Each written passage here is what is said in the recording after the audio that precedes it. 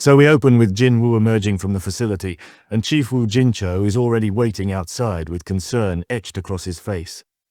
The man mentions they'd been trying to reach Jin-Woo for a while, but every attempt had failed. Jin-Woo, still weary from everything that had transpired, simply says he'd been in a place where no calls could get through.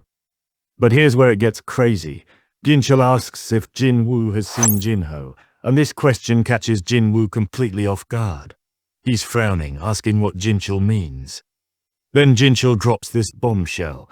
Jinho had left hours ago, after receiving a message allegedly from Jin-Woo, claiming he was waiting at the Hunter Bureau's headquarters.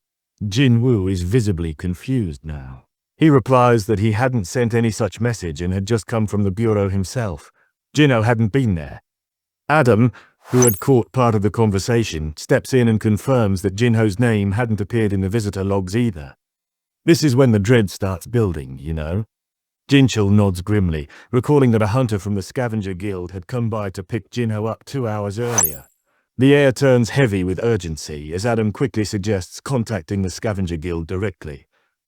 No time is wasted. He pulls out his phone and places the call.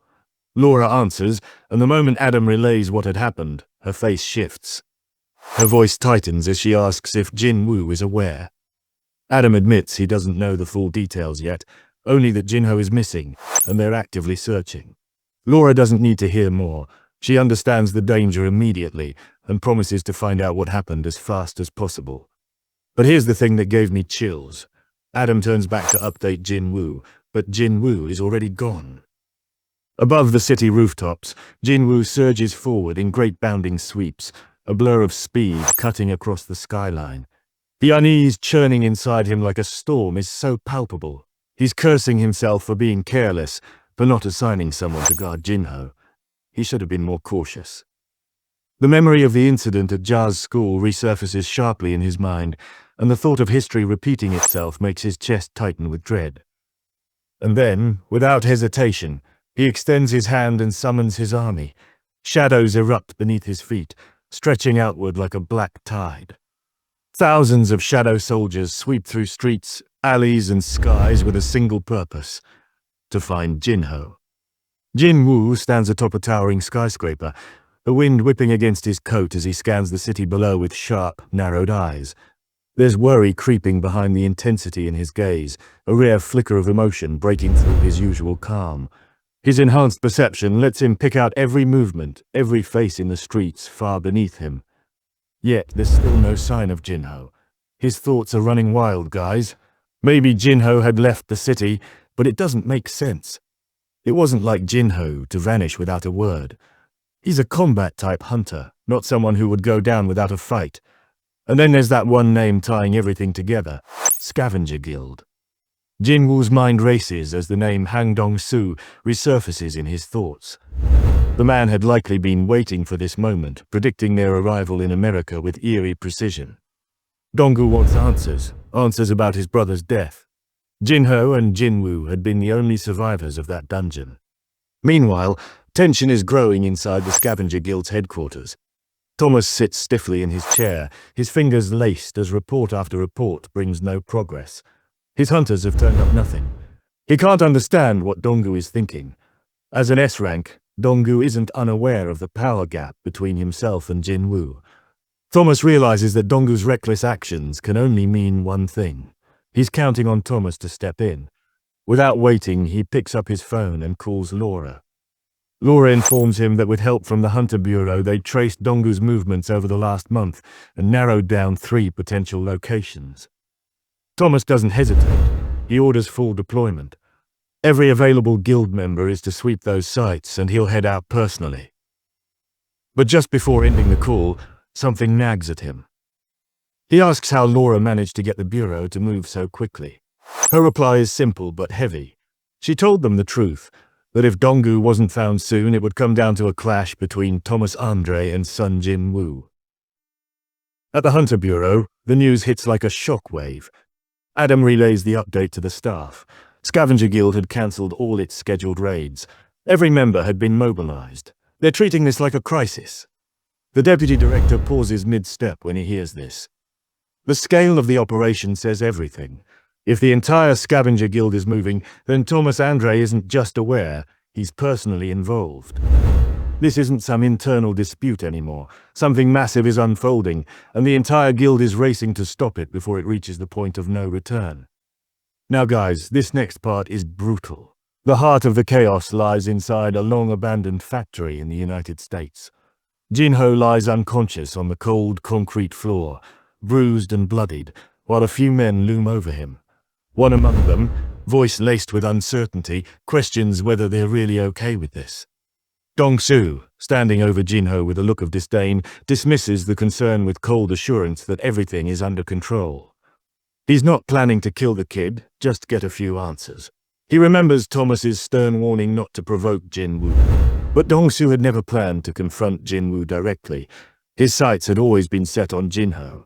He needs the truth that haunts him, the confirmation that Jin-Woo was the one who killed his brother. That single truth would be enough to end it. Without waiting further, Dong-gu slaps Jinho hard across the face, trying to wake him. When the blow doesn't stir him, Dong-soo's patience snaps. He drives his fist into Jinho's already bruised ribs. The force of it drags a tortured scream from Jinho's throat, and blood spills from his mouth as his eyes flutter open, dazed and in pain. From the side, one of Dong-soo's men watches silently, commenting almost clinically on Jinho's toughness, noting that an average man would have died from such abuse by now. Dong-soo, clearly unimpressed by Jinho's endurance, clenches his fists with growing irritation. He's done playing nice. Grabbing Jinho by the hair, he slams his head into the wall, the impact echoing through the empty building. Then, dragging him back upright, Dong-gu leans in close and mutters with quiet menace that while he has no intention of killing him just yet, he'll keep torturing him and heal him each time he hovers on the edge of death until he finally confesses. He reminds Jinho that this factory is deserted, no one can hear him scream and no one will be coming to save him. He asks, voice dipped in mockery, whether the pain has finally loosened his tongue. But Jinho, barely conscious and drenched in his own blood, is still defiant. With a pained groan, he lifts a trembling hand, raises his middle finger and rasps a curse through split lips. "That's our boy Jinho." Dong-gu's rage erupts. He slams Jinho's head into the wall once more, and this time, Jinho's body slumps to the ground, motionless, his strength drained, his will barely clinging to consciousness. From behind, the same worried subordinate steps forward, his voice cautious as he reminds Dong-gu to be careful, hinting at the mess they'd have to clean up if things went too far. Dong-gu doesn't even bother to look at him. He simply mutters that he hasn't even gotten started yet, his lips curling into a sinister smile. Just as he steps forward to continue, something shifts in the dim light at the far end of the factory. Dong-gu's eyes narrow, catching sight of a high orc standing still in the shadows. Confused, he wonders if a dungeon break had happened nearby. But what unsettles him more is the orc's behavior. It's not snarling or attacking. The creature stands frozen, trembling in fear as it senses an overwhelming presence rapidly approaching, and it isn't Dong-soo. Meanwhile, on the other side of the world, Jin-Woo's mother sits in the living room, her brows furrowed as she watches the television intently. The screen is flooded with breaking news reports of strange, dangerous events cropping up across the globe. Her voice trembles slightly as she voices her worries aloud, wondering if Jin-Woo is doing all right in the midst of all the chaos. Biru, tasked with watching over Jin-Woo's mother and Jenna, observes her with quiet reverence. From the shadows, he silently assures her, if there was anything their king couldn't overcome, then nothing in this world could. The screen shifts, cutting to live footage from a conference in the US. The camera briefly captures Jin-Woo as he steps onto the scene. Jin-Woo's mother points toward the screen, calling Jenna's attention to it with a hint of pride in her voice. Biru's gaze also lingers on the screen, reverent and proud. But then, without warning, his entire body tenses. A cold shiver runs through him as a surge of dark, violent energy washes over his senses. He's felt this once before, the unmistakable sensation of Jin-Woo's wrath. The king is angry and it pierces through dimensions like a blade. Back in America, Thomas Andre, racing toward one of the suspected locations, suddenly freezes in his seat. A feeling deep and overwhelming grips his instincts. Without warning, he shouts for the car to stop, startling the driver. When hesitation meets his command, Thomas roars again, this time with more force, and the sheer pressure in his voice leaves no room for delay. The car is still moving when Thomas slams the door open with brute force. Without a second thought, he leaps out, the concrete beneath him shattering as he lands. He shouts back to the hunters still seated behind him, ordering them to catch up as fast as they can. Then, in a blur of motion and destruction, Thomas takes off, cutting through the cityscape like a missile, driven by instinct and urgency. Meanwhile, inside the abandoned factory, everything changes in an instant. Out of nowhere, a fist crashes into Donggu's stomach with devastating force. The impact lifts him off his feet, his body sailing across the factory before slamming into the far wall. Blood sprays from his mouth as the shockwave ripples through the building. The men who had stood beside him blink, trying to process what just happened. On the cold floor, Jinho, barely holding on, manages a faint smile. Relief washes over his fading eyes as they lock onto the familiar figure now standing before him. The factory air grows thick and heavy, crackling with pressure. The presence now in the room is overwhelming, undeniable, and filled with pure, unfiltered rage. And there he stands, eyes blazing with fury, his gaze locked onto Dong-su, not as a warning but as a sentence. His arrival isn't loud or theatrical. It's quiet and final, like death itself had stepped into the room. He rushes to Jinho's side without hesitation, gently tilting his head and pouring a healing potion into his mouth. But almost immediately a cold system notification flashes before Jin-Woo's eyes. Healing potions can't restore health once it drops below 10% of a person's total HP. The message is a cruel reminder. Jinho is too close to death. Frustration surges through him. Time is running out. Turning sharply to the two men nearby, Jin-Woo's voice cuts through the tension like a blade, cold and demanding, as he asks if either of them is a healer. The question isn't a plea, it's an order. The one closest to him hesitates, clearly shaken, and then mutters something about not understanding Korean. Dong-su, having just pulled himself together from Jin-Woo's earlier strike, seizes the moment to speak up, casually translating the request to his men, as if this were just a routine introduction between acquaintances. Jin-Woo doesn't even spare him a glance. His gaze remains locked on the two men, his voice now even colder as he repeats his demand, this time laced with deadly intent. One of them, clearly the healer, lets out a scoff and dares to smirk.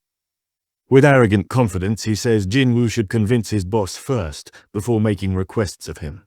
But before he can finish his sentence, Jin-Woo flashes forward, grabs the man's head, and slams it into the nearby pillar with brutal force. Bone cracks and the smirk disappears beneath a spray of blood. Without pause, Jin-Woo shifts to the second man, his patience now hanging by a thread. He asks again, this time with deadly clarity, if the man can heal. The man raises his hands, stammering an answer, but never gets to finish it. A heavy force crashes his head into the concrete, silencing him instantly. Donggu, now burning with rage, steps forward, his voice seething as he demands to know if Jin-Woo killed his brother. On the ground, Jinho stirs faintly. With great effort, he whispers Jin-Woo's name, trying to warn him.